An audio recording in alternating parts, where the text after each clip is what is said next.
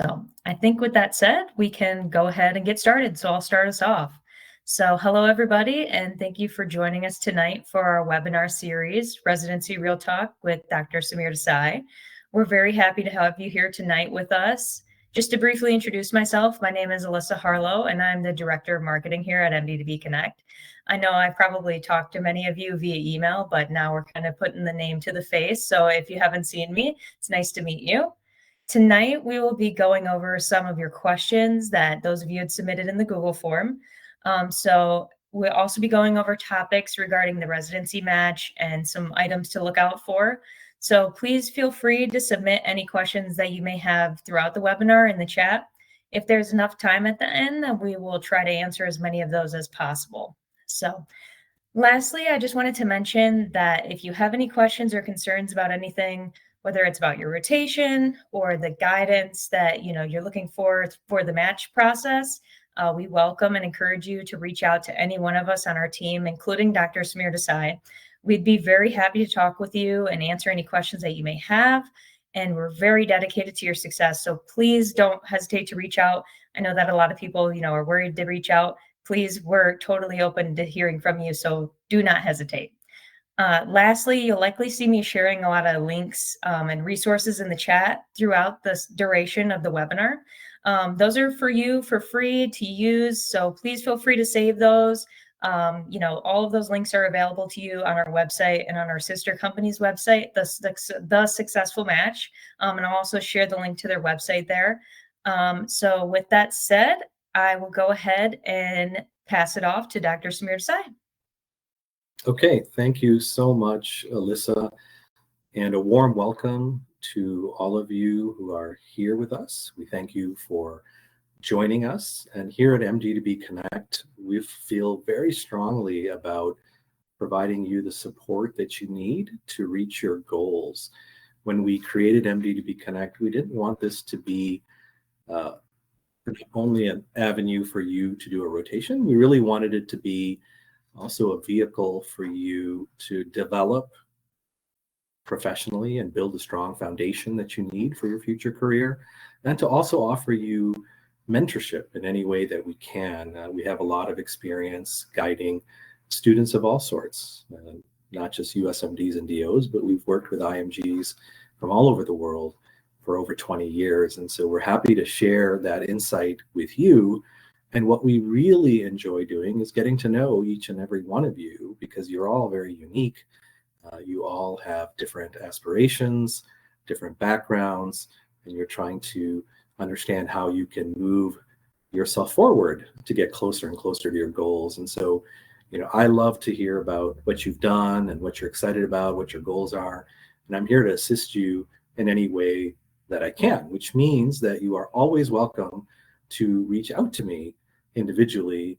For those of you who have been in our program for some time, we've already had a chance to talk. And for those of you who are new rotators to our program, I'll be reaching out to you soon. But even after your rotation ends, you are always welcome to reach out to me. I always love hearing from you, and I want to support you the best way that I can. Now, we do support you in different ways. In addition to, the personalized advice that we give one-on-one, we have things like this webinar today.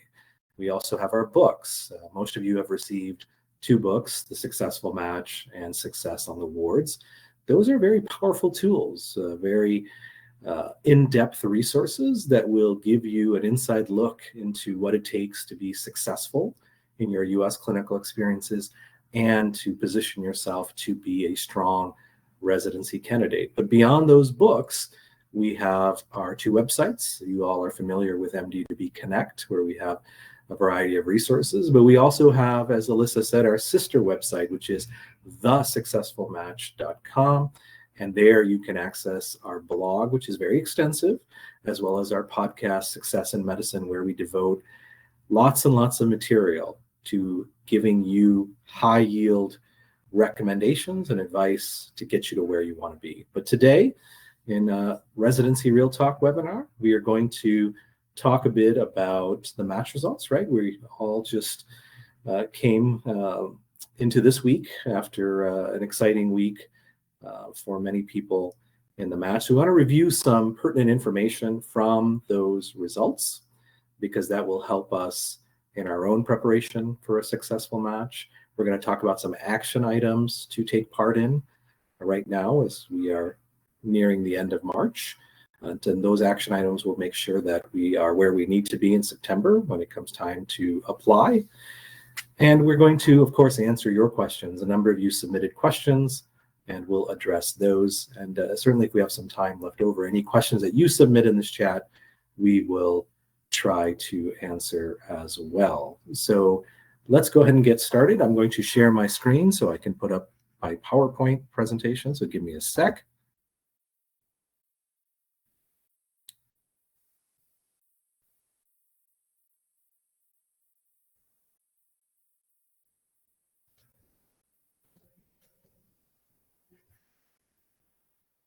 Okay, can you see my screen, Alyssa? Yes. Yep. Okay, great. So let's go ahead and get into it. First, I want to share with you some observations from this, match that we just went through. You may have read about the results, but I want to just point out a few important observations. In this last cycle, we had over 41,000 total positions, and that actually represents an increase over the 2023 number, and it is an increase of over 1,100 positions. So that's a good thing for all of us, right? We want as many positions as possible in the match. That, of course, will enhance our chances of being successful in the match. And as good as that was, unfortunately, we set a record for the number of applicants that were registered for the match. So we had over 50,000 applicants who registered for the match. That was a record number, and it represented a 5% increase over 2023. So while there's been an increase in the number of positions, over 1,100, as I mentioned, there's been a rise in the number of applicants of almost 2,500. Now let's take a look at different applicant types and what to take away from the results. So if we start with USMD seniors. So in this match, there were almost 20,000 USMD seniors who took part in it. Now, if you want to compare this to 2023 numbers, it's about the same.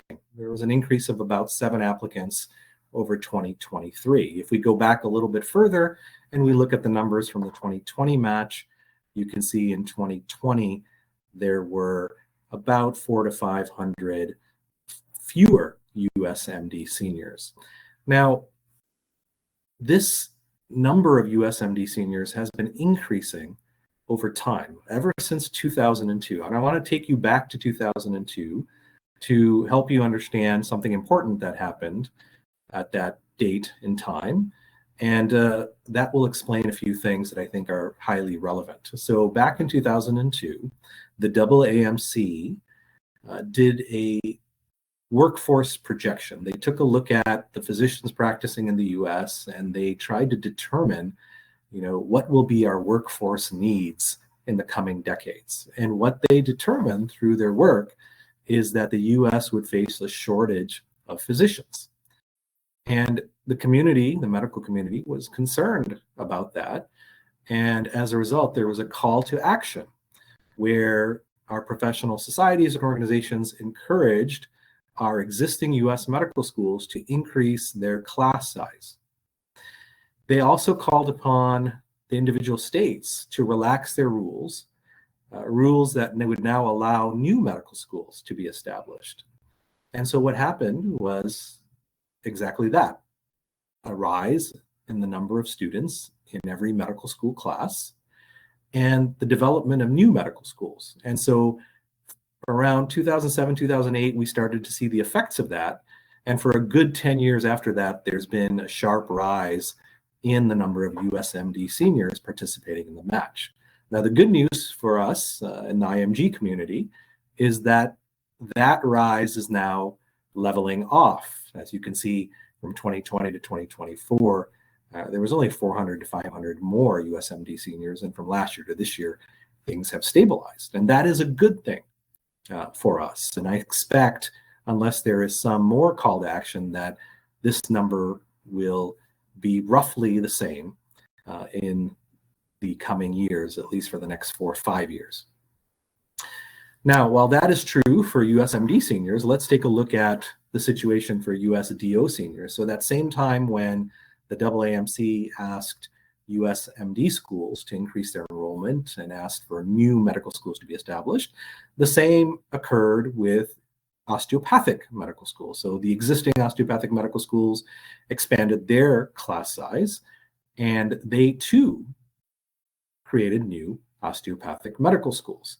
So in 2020, there was about 6,500 USDO seniors participating in the match. If we look at the latest match, we can see that now there are over 8,000 USDO seniors who participated, and there was an increase of almost 600 applicants over the 2023 number. So whereas the USMD seniors, their rise has now plateaued and stabilized, we're still seeing a rise in the number of USDO seniors, and we may continue to see significant numbers of these osteopathic seniors participate in the match in the coming years. Now, how about USIMGs? So if we take a look at the numbers of USIMGs who participated in this match, we can see that it was about 4,700. Now, that is not that different from the number that participated in 2023. If we go back even further to the 2020 match, we actually had more USIMGs participating in the match. There's actually been a bit of decline in the total numbers of USIMGs participating. If you look at match rates, USIMGs in the 2024 match matched at a 67%, which is about the same as 2023. Now let's take a look at non-US IMGs. So here's where you see some striking numbers. So if we go back to 2020, we had just under 7,000 non-US IMGs who participated in the match.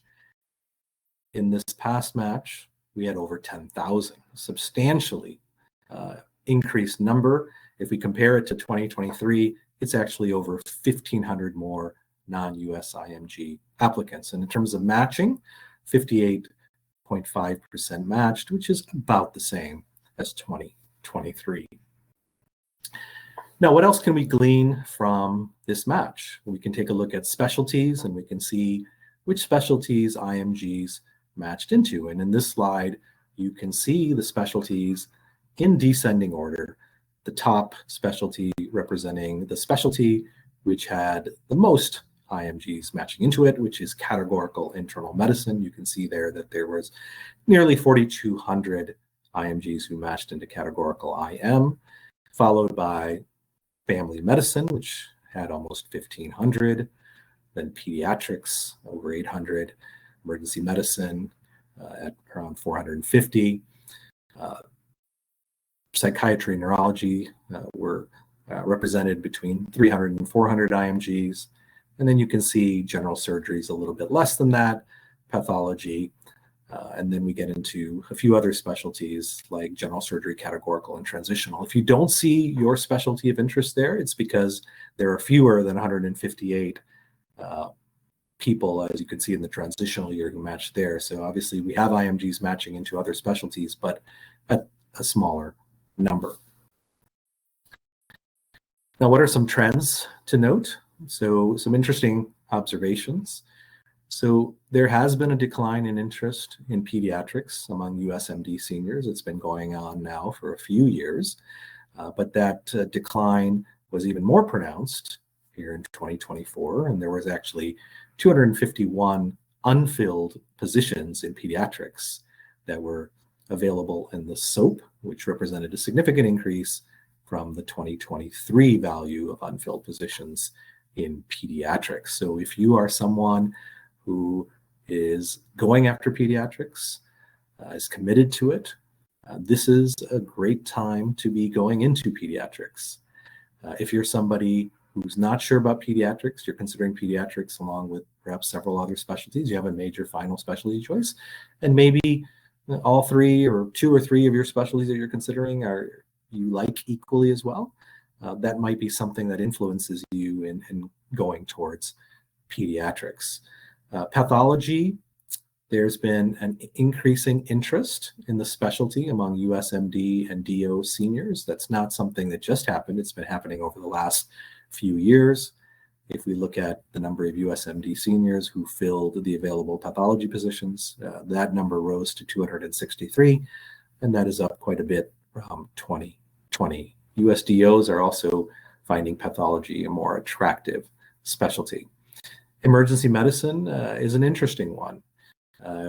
Historically, emergency medicine has not been very IMG friendly.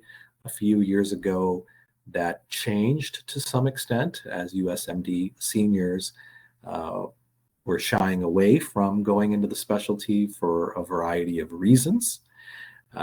In 2023, there was over 500 unfilled positions in the match, which is something very unusual for emergency medicine. But in this match that we just had, the number of unfilled positions fell sharply to 135. And what happened was there's a rise in interest, especially among USDO seniors. You can see from the slide that there were over 300 more USDO seniors who matched compared to 2023. So if you're somebody who is interested in emergency medicine, this is the time to go after it. The window for this might start to close. I don't think it's going to close next year, but in 3 or 4 years, it's very hard to say what the level of interest is in emergency medicine among USMDs and DOs, and then that may affect our community's ability to more easily match into emergency medicine. So this is the time to go after it if it's something that you really, really like.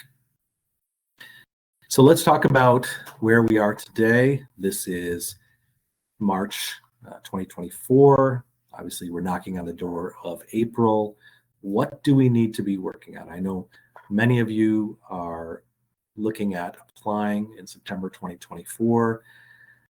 The most important thing right at this moment is the research of your programs. Now, there's a lot of programs out there. If you're going after internal medicine, we're talking about, 500, 600 programs, right? So it takes time to research these programs, but the research is really the key to so much of what will be your chances of being successful. And so let me explain that a little bit more. So most programs, almost every program, has a program website. So that is something that you want to visit. But those websites are full of information. Now, to what extent they have lots and lots of information depends on the program. Some are more robust than the others. But your ability to research these programs is going to help you identify programs where your profile fits their criteria. So one important role of doing your research is to start to identify the programs that you're going to apply to. And you're trying to look at your profile and match it up with their criteria, but you're also trying to understand what the mission, the goals, the purpose of this residency program is. They're not all the same. And especially in this day and age when we are trying to emphasize fit between applicants and programs, your review of these program websites will allow you to determine how well that fit is. And as you're researching these programs, you want to start making a list of programs that are IMG friendly. And not just programs that are IMG friendly, you want to stratify them into tiers of IMG friendliness. That's going to also help you decide which programs to apply to. Now, the knowledge that you get from researching these programs can be used in many, many ways. So when you research these programs, you can find things that really resonate with you. And you can use those things in a number of ways. For example, if you identify somebody who has a tie to that program and you have the chance to reach out to that person or you meet that person, your knowledge of the program is going to allow you to have a great conversation with that person about the program. And you will learn much more about the program from that person and the conversation that you have. And that's going to be something that will allow you to then use in different ways. For example, when you write your personal statement, although you may choose to write one personal statement for every single program, some applicants will write multiple personal statements. So they'll make what is called a program-specific personal statement. And the content that you choose in that personal statement can come from the program's website, but it can also come from the conversations that you have with people who have ties to that program. So that's one example of how you can use research from your review of program websites to put yourself in a better position to be noticed by a residency program. You can also use the research that you perform to write letters of interest. So after you apply in September, many applicants will send emails to programs reiterating their interest. And the more specific and personalized you can make these letters of interest, the better your chances of securing an interview. And then, of course, when you get an interview, the quality of the research that you've done, you will be able to showcase to the program when they ask you that ever important question, why are you interested in our program? So there's a lot of benefits that come from researching programs. And the more you do, the better position you'll be come September. But a little bit more about that coming up. Now, what else can you do in March and April? So we have to talk a little bit about the ARAS application. Now, in the webinars coming up, as we get closer to the summer, we'll talk more about the ARAS application. But on the ARAS application, you'll have the chance to list your experiences.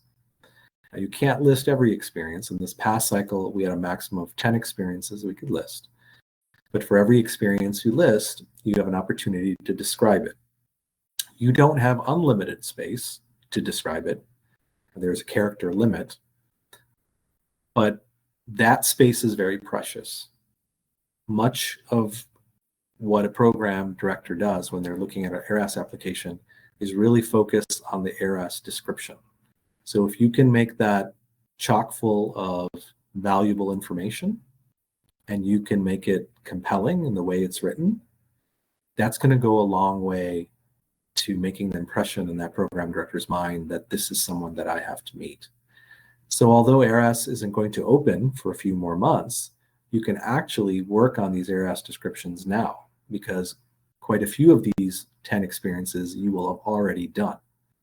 So the experiences can be anything from US clinical experiences to internships, to volunteer work, to research experiences, and the list goes on. And so many of those things you may have already completed. So those that you've completed, you can start working on the ARAS descriptions. The advantage to doing that now is that it saves you time later. The months of June, July, August, September tend to be very, very busy for most applicants, as applicants are coming to the US to do clinical experiences, they're studying for their STEP exams, they're working with their school to get important residency application documents. So anything you can do now when you might have a little more time on your hands is to your advantage to cut down on what you have to do in the summer and to reduce your stress that often arises in those summer months. So working on your ARAS descriptions is something that you can start even now. Letters of recommendation. So those of you who are rotating now, those of you who have completed rotations, and of course, those of you who have rotations to come, your goal is to secure a strong letter of recommendation from each of those experiences. I strongly recommend that you make that request for a letter of recommendation, if possible, in person at the end of the rotation. That's the ideal time to make that request, because usually by the end of the rotation, your performance has reached a peak. You're very comfortable in the rotation, you know your role, you know what's expected of you. So the most recent memories of you that that preceptor has is going to be, in all likelihood, the most positive memories of your performance because you're reaching your peak performance. Asking in person allows you to gauge their reaction. So obviously the quality of a letter, how strong it is partly based on your performance. Doesn't matter whether you're doing, an observership, an externship, a university-based experience. It's very much performance related. So when you sit down with your professor or your preceptor and you make this polite request, you have an opportunity to gauge their reaction. You can see how enthusiastic they are about you. You can see how invested they are in your future. Hopefully, you're not going to be seeing somebody who's hesitating. But should the worst case scenario happen and somebody is being hesitant or doesn't seem to be as enthused, you would rather know that sooner rather than later. Because while we all know that we need a certain number of letters, what we don't want is to have a suboptimal letter written on our behalf. Now, that's why it's important to do it in person. Now, if you finished a rotation and you haven't asked for a letter, the next best thing is to try to set up a Zoom call, or if that's not possible, a phone call, because again, that's a more personal touch and you get to see that person's reaction. Now,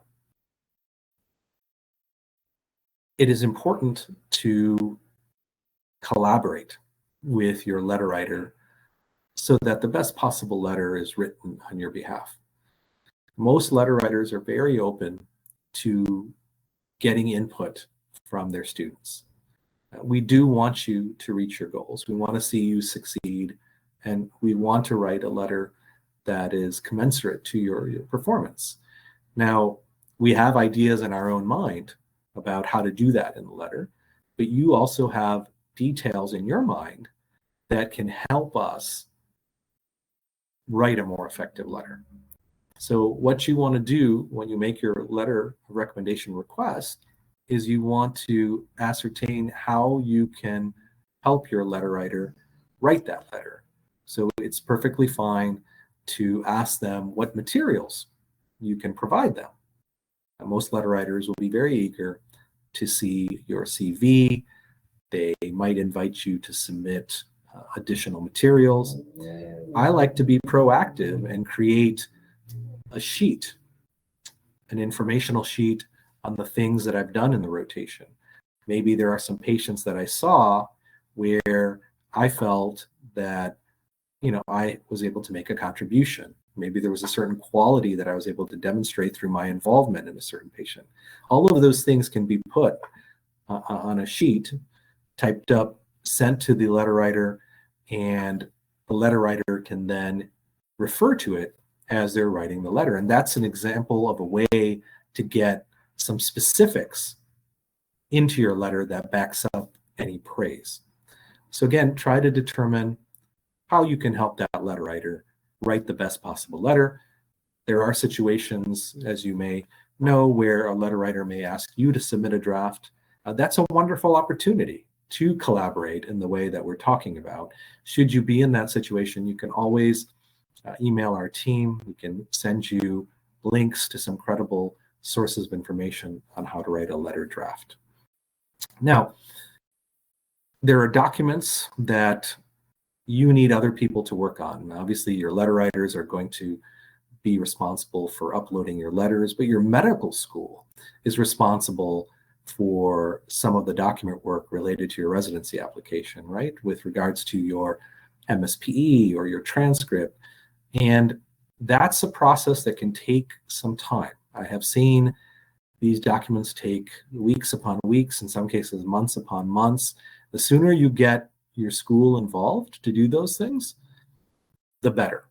That will prevent any unforeseen delays, and that way your application in its entirety is ready to go on the first day that programs can download it. We have to talk a little bit about networking. Networking is something that I recommend to all applicants. So as a professor at the Baylor College of Medicine, I talk to my US MD students, my Baylor medical students about it all the time. I talk about it to IMGs. In this day and age, it's something that has to be done, and it has to be done because every program seemingly sets records every year for the number of applications that they receive. And it can be hard to stand out. So if a program receives several thousand applications, they're only going to interview usually somewhere between 10 and 20% of those applications. So programs routinely make mistakes. They overlook good people, people who could be great residents in their program. So one of the things that helps us avoid being overlooked is if we can do a bit of networking and hopefully have our network advocate for us when the time comes for interviews. And so networking is something that I recommend that everyone has a plan in place to do. And I like to have people do a little bit on a regular basis. And it just means to reach out to people who have ties to programs. Now, some of you may have established ties already because you may have seniors from your med school, alumni who have walked this path you're walking before you. They may be readily accessible to you. And that's where I often recommend people start, is with people that you have something in common with. So if you have people that have come before you through your med school and are now established in residency or practicing physicians, that's a great place to start to practice your networking. And there's some great people here in the US who never forget what it was like to be in your position. And there were people that helped them. And those great people are going to want to help you. So it's just a matter of finding those people, and they'll be ready to help you. Sometimes, though, you have to knock on a lot of doors before you find a few of those people. But that persistence is well worth it, because it can change so much for you moving forward. So we talked a little bit about researching programs. We said that priority in researching programs is identifying IMG-friendly programs. Now, the objective here is to not just identify IMG-friendly programs, but categorize them into different tiers of friendliness. Those programs that are highly IMG-friendly, highly and medium IMG-friendly, that's where you want to put most of your resources. That doesn't mean you should ignore the low-friendly places, but you, of course, stand the greatest chances of getting interviews at places that are much more IMG friendly. Now, how do you find these programs? You can go to program websites, which is an absolute must. You can use Residency Explorer. You can use AMA's Frida. You can use our MD2B Connect website. We have a section for IMG-friendly programs that you can search. Those are all good places to start. And then I would recommend spending a little bit of time every day on this research. So if you're going after internal medicine and you come to realize that there are 600 programs, well, that sounds pretty intimidating, right? Pretty overwhelming, the thought of going through 600 programs. Well, from right now till September, there's about some 150 plus days. So if you make a plan to look at 3 programs every day, and it won't take you a very long time, but let's say you put that in your schedule, in your calendar, and you say, okay, I'm doing these 3 programs today, and I'm doing these 3 programs tomorrow. You're more likely to keep up with it. And then if you do these 3 programs every day, you'll be done with 600 programs by the time you get to September. And so what are you trying to do? Again, as we talked about before, you're trying to identify their criteria for residency selection. You want to know what are their requirements for the application, and how do you measure up to that? How does your profile measure up to their requirements and their criteria? What is notable about the program, and how does that program resonate with you? That's all about fit. And again, we talked about how you can use fit to help you get noticed by programs. And then remember that a lot of programs now on their websites, they will show you that they are present on social media. And so you can connect with them, whether it's their Instagram or their LinkedIn or whatever it is, Facebook, and you will get additional information that is very valuable. They will tell you about events that are going to be happening at their residency program. There may be meet and greets where you can meet faculty or residents. There could be lectures that they invite prospective applicants to attend. All of this will give you additional information that you can use later in your application materials. So do try to do this program-specific research. It will pay off in spades by the time we get to September. Now we're in this in-between period for ERAS. We're finishing up one cycle and we're going to be starting a new cycle, right? The new cycle is what we're interested in. There are right now a lot of tools and resources on the ERAS website. There's a lot of information there, so it's well worth exploring the website. There's user guides, there's a list of ERAS participating specialties and programs. Even before the system opens to allow you to enter your information onto the residency application, they usually release a residency applicant worksheet. Again, that will allow you to start filling in the fields that you'll be required to complete when the system opens, so you can start working on your application even before that June date when you can actually enter things into the system. Okay, now we're going to go into your questions.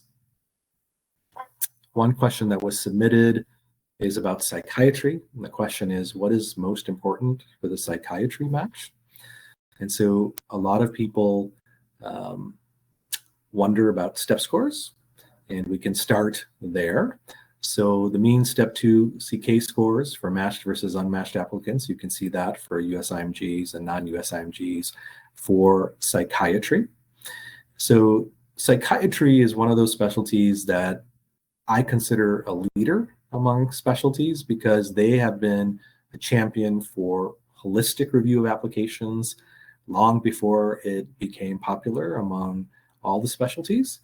And so one of the things that psychiatry looks for is a commitment to psychiatry. Now, you can show a commitment to psychiatry in many different ways. When you do clinical experiences in the US in psychiatry, that's one example of a commitment to psychiatry, but there's many other things that you can do. There's a lot of extracurricular activities, volunteer work, research activities. That is very important to psychiatry programs. So if you're a psychiatry applicant, you want to take stock of where you are today. What have you done to this point that's psychiatry specific? And if you find that there's some room for improvement, we have from now till September to increase the number of psychiatry specific activities that you are involved in. And that will show a stronger commitment to psychiatry. Letters of recommendation are, of course, important to every specialty, but they're especially important to psychiatry. So that can come from your clinical experiences in psychiatry. And if you're doing clinical experience in psychiatry, most psychiatrists are very intimately familiar with the types of things that psychiatry residency programs are looking for in their applicants. And so letters of recommendation are going to be a big part of matching into psychiatry. I often get asked the importance of research in psychiatry, and as psychiatry has gotten more competitive, research has become more important. So you can see on the slide the mean number of abstracts, publications, and presentations for matched applicants versus unmatched. You can see for non-USIMGs in particular, there's a significant difference between the numbers for matched applicants versus unmatched applicants. The next question that I want to cover has to do with letters of recommendation. And I want to read this first, and then I'll comment on the different aspects of this question. I expect 2 good LORs from the US, but I'm worried about a less strong one from a university hospital. I have a professor in my home country with whom I've conducted research and seen patients. Would asking them for LORs be a good idea, even if they're not from the US? So let's talk a little bit about university rotations and observerships. It is something that I recommend that you take part in. It can be a valuable part of your U.S. clinical experience mix. Now, I want to first take you back 25 years when I first started as a faculty member at the Baylor College of Medicine in Houston. So when I first started 25 years ago, when I was on hospital service, I would be on that service for a whole month. And what that meant was that I would be working with a senior resident, a PGY 2 or 3, 2 interns, so PGY 1, and several medical students for the entire month. So I would get to know each learner very, very well. And I would be in a position to write a very effective letter. Now, what has happened in the years that have passed is it is now uncommon for an attending like myself to spend an entire month on a service. It doesn't matter if you're a hospitalist like me in internal medicine, or you're a subspecialist like a cardiologist or a gastroenterologist. Usually academic types like me now rotate off at 1 to 2 week intervals. So for example, right now I'm on a hospital service at Baylor and I'm on that service for 2 weeks. So I'm only going to be working with those people on my team for 2 weeks. Now, some professors will rotate off at 1 week intervals. And so the challenge with that is if you're a learner, whether you're a USMD student or an IMG and you're in a university hospital, 1 week is a very short period of time, especially when you're coming to a new environment. You don't know how things work. You're going to be a bit stressed out, right, about how to integrate onto the team, how to show your true abilities. And just about the time you're starting to get the hang of it, there's a new attending that's showing up. So that's what limits the LORs. And you're seeing more and more universities saying that if you do an observership here in our program or in our university, there's no LOR that you'll get, or there's no LOR that's guaranteed. Even when you do a university observership and you do get an LOR, there is risk that because you're only with that attending for 1 to 2 weeks, that it may not be as strong as it would have been 20 years ago when you would have been with that attending for a whole month. So these are some of the limitations of getting strong LORs from university type experiences. That being said, there are ways to overcome those limitations. So the book that you all have, Success on the Wards, is an insider look into what it takes to be successful in a university type rotation. We originally wrote that book for US medical students that were transitioning from the basic sciences to the clerkship years of medical school. And at one point in time, 1/3 of US medical schools were using that book in their orientation of those students to the clerkships. And so that resource will give you an eye-opening look into how to maximize your learning during a university rotation, and will also take you into the behind the scenes, the mind of an attending, the mind of a resident, and what they really value in the students on their team. So if you're going to do a university rotation, definitely read that book cover to cover. And then after you start 1 week into the rotation, read it again, because it's going to make a lot more sense 1 week in. And that's what's going to help you acclimate to the rotation and really show your true abilities faster. And that will help you earn that letter of recommendation that you're hoping to earn. We also have a podcast episode on success in medicine, where I go into depth on if you are doing an observership at a university and you don't get to do anything that's hands-on, how you can stand out. It shows you strategies that will walk you to making an impression that will really resonate with an attending like myself. Now, going back to this question, if you're in a situation where you're not going to get a strong letter from a university hospital, should you use one from your home country? So you can use one from your home country, and I'm a big advocate of getting letters from everywhere. So if you have opportunities to get letters from the US and from your home country, you can collect those letters. Remember, you can upload as many letters as you want into the ARAS system, and then you can decide later how to use those letters. Most programs want 3 letters of recommendation. Some ask for 4. but you can't send any one program more than 4 letters. So I recommend, again, collect as many letters as you can, and then as everything comes together and you get closer, you're going to be able to make a better decision on which letters to use. One thing to keep in mind is that letters written by physicians in your home country are generally not going to carry the same weight as letters written in the US. Now, of course, if you have something that's a below average US letter, that can obviously be detrimental to your chances of matching. So there are some individual situations there, and if anybody is in a bit of a quandary on which letters to use, you can always reach out to me and we can talk about your personal situation and decide what's the right course of action. We had a question about a personal statement. What should I include in my personal statement to match with a university hospital? Would highlighting collaboration, leadership, and responsibility in my personal statement be an efficient strategy for university hospitals? That's a very good question. First, let's talk about university hospitals. When I started at Baylor 25 years ago, a quarter to a third of our internal medicine class were IMGs.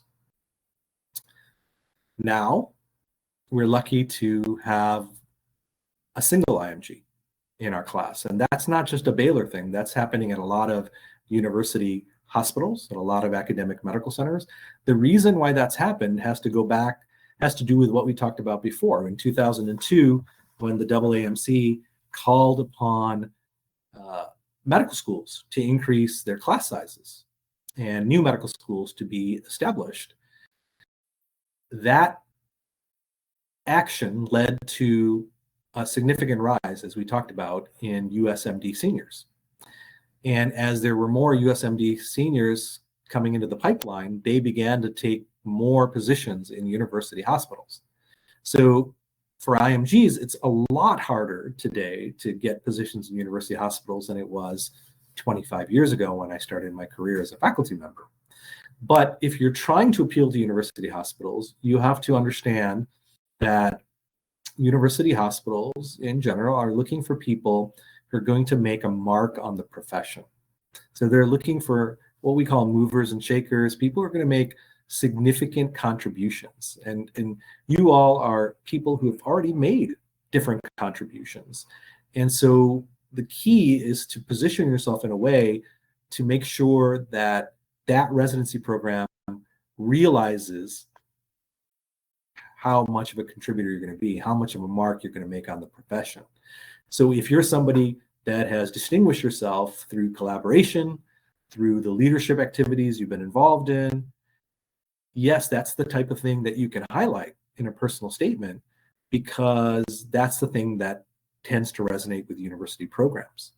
So that is one approach to take with a personal statement for a university program. We also had a few questions about the residency interview.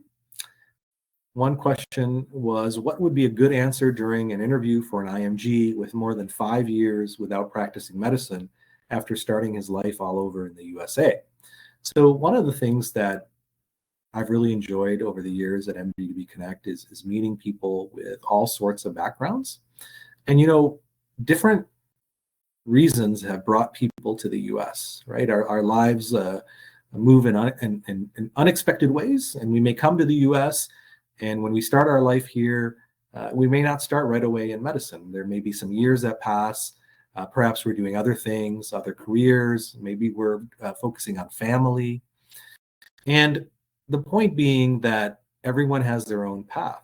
And for IMGs who haven't been practicing medicine, of course, there's a concern about how that's going to be perceived by residency programs. And there's different ways to answer this question. The first thing to remember is that it's something that you should expect to come up in an interview. So you want to be ready to answer that question. So how you answer it just really depends on what you did during that period of time. So in those 5 years, if you were working in another career, you'll want to frame your answer in such a way that you describe how that career has helped you build important qualities and skills that will be transferable to you for your residency training, meaning those attributes are going to help you become a better resident. If you haven't been working and you've been doing other things like volunteer work, the same holds true. How can you show that the volunteer work that you were doing is going to be an asset to you as you transition into residency? So a lot depends on what you were doing during that time. Now, in crafting your answer, one of the things you want to include in your answer is that while they might be concerned that you were away from clinical medicine for some time, you want to point out that you've taken some concrete steps to strengthen yourself clinically, and that you want to point to that in your answer as some sort of evidence, right, to give to them that they should not be so worried about you. We had a question about geographic preferences. Let me talk a little bit about what those are. I know some of you are just starting to explore these concepts as it relates to applying. Geographic preferences are a relatively new part of the residency application. They're only a couple of years old, but they give you an opportunity to identify up to 3 regions of the country where you are interested in training. So the country is divided into 9 regions, and you can identify up to 3 of them. You also have the opportunity to state that you have no geographic preference on your ERAS application. So the question that we had is, how is USCE from different US states, along with no geographic preference on ERAS, perceived by PDs? So USC from different US states is perfectly fine for your residency application.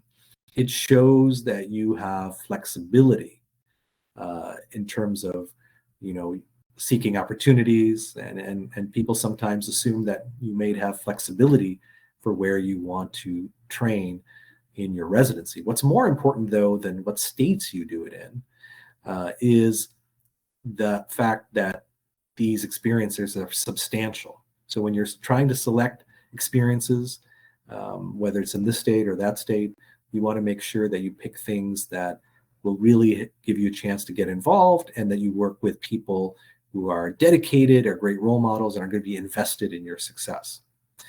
So the other advantage of doing things in different states is you get to build connections and network in the places where you're at.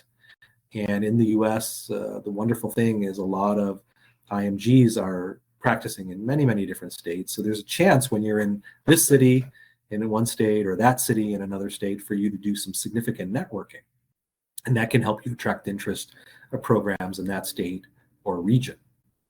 Now, as far as indicating no geographic preference on your ERAS, so we're in our infancy of geographic preferences, so we don't know 100% yet how all programs view this. And in reality, just as with many other things, there are sharp differences in opinions of how people respond to geographic preferences. There are some programs that really look to see if an applicant has identified their geographic region. There are other programs that don't put as much of a premium on it. So we don't really have any data that answers this question, because the question is asking, how is USC from different US states, along with no geographic preference on ERAS, perceived by PDs? That question has not been asked of PDs. But what I can tell you is many programs in geographic regions will highly factor in whether you selected their geographic region. And that's something that you have to give a lot of thought to. Of these 9 regions in the country, not all of them are created equal. There's not equal concentration of IMG-friendly programs throughout these 9 regions. So in reality, as you're looking through each region and making a list of IMG-friendly programs, you might find out that 6 of the 9 or 5 out of the 9 are not very IMG-friendly, which might make it very easy for you to decide to go after 3 or 4. Well, 3 is the maximum you can do, but identify 3 geographic preferences. This is very specialty dependent as well. So what I'm offering you right now is more of a generalization. But if anybody has some specific questions about this type of thing, you're always welcome to contact me. Now, we had some other questions, which I categorized as miscellaneous. Where in the application do I mention I'm a US IMG? Well, there isn't really a place where you're going to mark that. It's going to be something that is inferred from your application. When you register for the NRMP, there are going to be some questions that ask about your background and whatnot. But that's for internal NRMP processes. And so there isn't really just any one place where you will be marking this. Somebody else asked, where do I include a social security number? You do not need a social security number to apply for U.S. residency. So I don't want anybody to lose any sleep that if you don't have a social security number, you're not going to be considered by residency programs. And finally, our last question, I am considering doing just 1 year of residency to have my ECFMG certificate valid indefinitely. Is that possible? What kind of program should I apply to? So obviously the criteria for ECFMG certification has been changing, especially since the pandemic. But right now with the pathways, you do have to complete 12 months of training in a residency program that's accredited by the ACGME to have permanent ECFMG certification. Now, what kind of residency can you do to do that? You could do a preliminary year in internal medicine, a preliminary year in general surgery. There's also a handful of preliminary year programs in obstetrics and gynecology and pediatrics and transitional year programs. So if your objective is to only do 1 year of residency, an approach is to go after those programs that only offer 1 year of training. And if you complete that 1 year of training, then your ECFMG certificate becomes valid indefinitely. Okay, so Alyssa, I'm going to hand this back over to you. That brings us to an end to the submitted questions. Okay, so I will go ahead and conclude for the night. So I just wanted to go ahead and give a thank you to everybody who joined us tonight and who used the Google form to submit their questions. We really, really enjoyed having you. And we hope that this webinar was useful for you and, for your future goals. Please feel free to save any of the links that I send in the chat. I know there's a lot, so just use this time to click on those and save them for future use if you want to have those. I did also want to briefly reiterate from what I had said earlier that we genuinely encourage and welcome you to reach out to us with any questions that you may have. I know there were a couple questions in the chat tonight that we weren't able to get to because we're low on time, but please, please feel free to email us. You can text us on WhatsApp, and we would love to get back to you and answer your questions. We really, want to be able to answer any questions you have. And if there's anything you want to discuss privately, feel free to reach out to any of us on our team, including Dr. Samir Desai. So I think with that said, that's it from me. So I'll go ahead and pass it off to Dr. Desai for some final remarks. Okay, thank you, Alyssa. I echo everything that Alyssa just said. Just about all of you have my direct line. For those of you who are new rotators, you'll have my direct line soon enough when we chat. And so you are always welcome to reach out to me, not just during your rotation, but anytime after your rotation, 1 month, 3 months, 6 months, when you have doubts, questions. If there were some questions here tonight that we didn't get to, you can shoot me a text. We can set up a time to talk. I'm always happy to do that. I want to do whatever we can to help you get to where you want to be. In fact, that's what the whole MD2B Connect team wants to do. So we are here for you. Don't ever feel like you are alone because you're not. You're part of our MD2B Connect family. I thank you for being part of our MD2B Connect family. We are looking forward to getting to know you even better and wish you a good night. Alyssa, any final comments? No, I just wanted to say there will be more webinars in the future, so keep an eye out for your email because I'll be sending that out. So we hope to see you guys in the next webinar and hope you have a great night. Take care, everybody. Bye, everybody. The webinar has ended. Thank you for joining.